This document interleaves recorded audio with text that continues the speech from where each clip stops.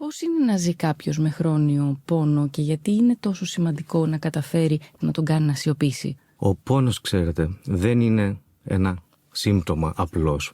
Είναι μια κατάσταση που επηρεάζει τον ύπνο, τις σχέσεις μας, την εργασία μας, την ίδια μας την ταυτότητα. Υπάρχουν δύο όροι: νευροπλαστικότητα, που σημαίνει ότι ο εγκέφαλός μας, το νευρικό μας σύστημα, προσαρμόζεται σε νέες καταστάσεις, τροποποιεί τη λειτουργία του, και υπάρχει και ένας δεύτερος όρος, η μνήμη του πόνου, που σημαίνει με απλά λόγια ότι όταν ένας ασθενής ζει με τον χρόνιο πόνο για μήνες, χρόνια, αυτός ο πόνος δυστυχώς σε κάποια στιγμή της ζωής του αποθηκεύεται, σώζεται στον εγκέφαλό του. Γίνεται μια μόνιμη συνοδός κατάσταση. Και ο πόνος, μην ξεχνάμε, έχει οικονομικές επιπτώσεις.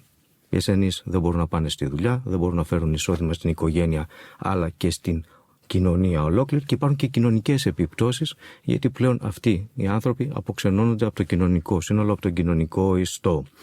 Ο πόνος προφανώς απομονώνει τους ανθρώπους και οι θεραπείες μας, η νευροτροποποίηση, προσπαθούν να τους επανασυνδέσουν. Για να γίνει όμως αυτό, ξέρετε, εκτός από την τεχνολογία, χρειάζεται και κάτι πολύ βασικό που λέγεται ενσυναίσθηση. Γι' αυτό και ο Ιπποκράτης το είχε γράψει και το είχε πει ότι η ιατρική είναι μεν επιστήμη, αλλά ταυτόχρονα είναι και τέχνη.